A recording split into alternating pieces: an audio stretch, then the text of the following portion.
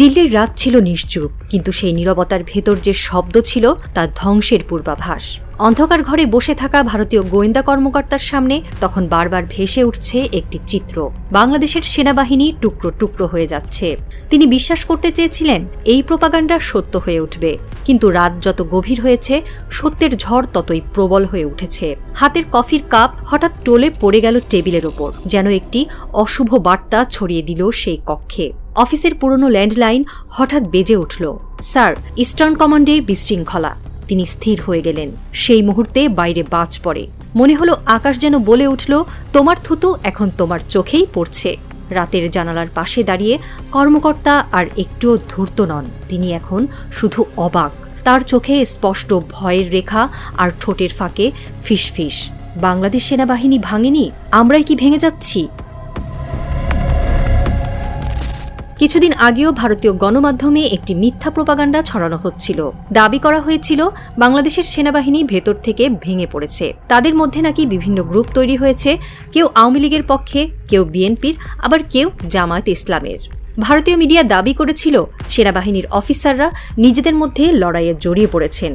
সেনাপ্রধান ওয়াকারুজ্জামান আফ্রিকা সফর থেকে ফেরার সময় এয়ারপোর্টে গ্রেফতার হতে পারতেন, কিন্তু ভারত তাকে বাঁচিয়েছে।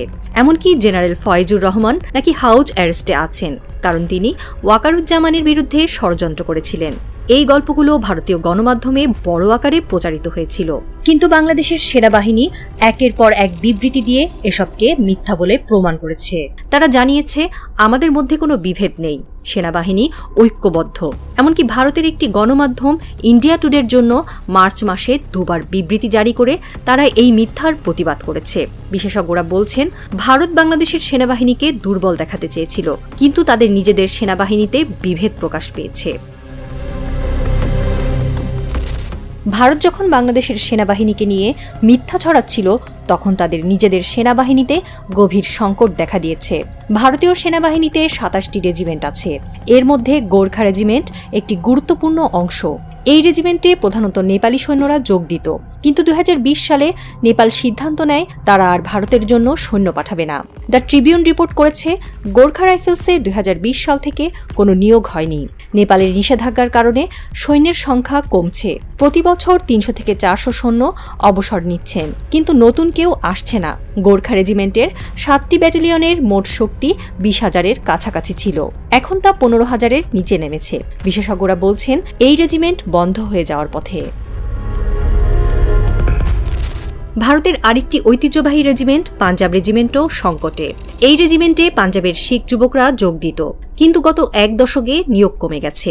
ইন্ডিয়ান এক্সপ্রেস রিপোর্টে লিখেছে পাঞ্জাব রেজিমেন্টে নিয়োগ প্রায় বন্ধ। পাঞ্জাবের মুখ্যমন্ত্রী ভগবন্ত মান বলেছেন, আর্মি ওয়েস্টার্ন কমান্ডের প্রধান আমাকে জানিয়েছে শিখ রেজিমেন্টে যুবক পাওয়া যাচ্ছে না, এটি ঝুঁকিতে। কারণ হল খালিস্তান আন্দোলন। ২০১৪ সাল থেকে হিন্দুত্বের উত্থানে শিখরা নিজেদের বিচ্ছিন্ন মনে করছে। ২০২৩ সালে অমৃতপাল সিং এর নেতৃত্বে খালিস্তান আন্দোলন জোরদার হয়েছে। পাঞ্জাবের যুবকরা বলছে, আমরা ভারতের জন্য কেন লড়ব? পাঞ্জাব রেজিমেন্টে বছরে ৫০০ থেকে ৬০০ নিয়োগের লক্ষ্য থাকলেও ২০২৩-২৪ সালে মাত্র ১৫০ জন যোগ দিয়েছে। ভারত বাংলাদেশের সেনাবাহিনীকে বিভক্ত দেখানোর চেষ্টা করেছিল, কিন্তু তাদের নিজেদের সেনাবাহিনীতে বড় ফাটল ধরেছে। গোর্খা রেজিমেন্টে নেপালি সৈন্যের অভাবে শক্তি ২৫% কমে গেছে। পাঞ্জাব রেজিমেন্টে খালিস্তানের প্রভাবে নিয়োগ ৭০% কমেছে। ভারতীয় প্রতিরক্ষা মন্ত্রণালয়ে ২০২৪ সালের রিপোর্টে বলা হয়েছে সেনাবাহিনীতে ১.২ লাখ সৈন্যের ঘাটতি। ভারতীয় গণমাধ্যম দাবি করে মাদক আর অগ্নিপথ প্রকল্পের কারণে যুবকরা আসছে না, কিন্তু এটি আংশিক সত্য। পাঞ্জাবিরা ভারতের সবচেয়ে ফিট সম্প্রদায়। ২০১১ সালের জনগণনা অনুযায়ী পাঞ্জাবে ১৮ থেকে ৩৫ বছর বয়সীদের মধ্যে ৮৫% শারীরিকভাবে সক্ষম। তাদের না আসার কারণ আদর্শগত, হিন্দুত্বের বিরুদ্ধে প্রতিবাদ। হিন্দুত্ববাদীরা বলে শিখ ধর্ম হিন্দু ধর্মেরই অংশ। এই দাবি শিখদের ক্ষুব্ধ করেছে। ১৯৪৭ সালের আগে শিখদের মুসলিমদের বিরুদ্ধে লড়তে ব্যবহার করা হয়েছিল। প্রতিশ্রুতি দেওয়া হয়েছিল স্বায়ত্তশাসনের, কিন্তু ১৯৬৬ সালে পাঞ্জাব ভাগ করে হরিয়ানা ও হিমাচল প্রদেশ তৈরি করা হয়। ১৯৮৪ সালের স্বর্ণমন্দির হামলায় হাজারো শিখ নিহত হয়। বিশেষজ্ঞরা বলছেন এই ঘটনাগুলো শিখদের মনে ভারতের প্রতি বিতৃষ্ণা তৈরি করেছে। দিল্লির সেই রাতে এক শীতল জানালার পাশে দাঁড়িয়ে রইলেন একজন উচ্চপদস্থ কর্মকর্তা। তার চোখ আটকে রইল দূরের শূন্যতায়, কিন্তু মন পড়ে রইল সীমান্তের ওপারে বাংলাদেশে। হাতে ধরা গ্লাস কেঁপে উঠল হালকা কম্পনে। না, ভূমিকম্প নয়, সেটা ছিল সংবাদ সংস্থার ব্রেকিং নোটিফিকেশন। বাংলাদেশ সেনাবাহিনীতে বিভাজনের ষড়যন্ত্র ব্যর্থ। ইউনিটগুলো একত্র হয়ে দিয়েছে জবাব। তার ঠোঁটে হালকা এক গালি, নিজের ভাষায়, নিজের গলার নিচে আটকে থাকা। কারণ এটা স্বীকার করতে লজ্জা হচ্ছিল। যারা ভেবেছিল বাংলাদেশ সেনাবাহিনী বিভক্ত করা যাবে, তারাই আজ ভেঙে পড়ছে।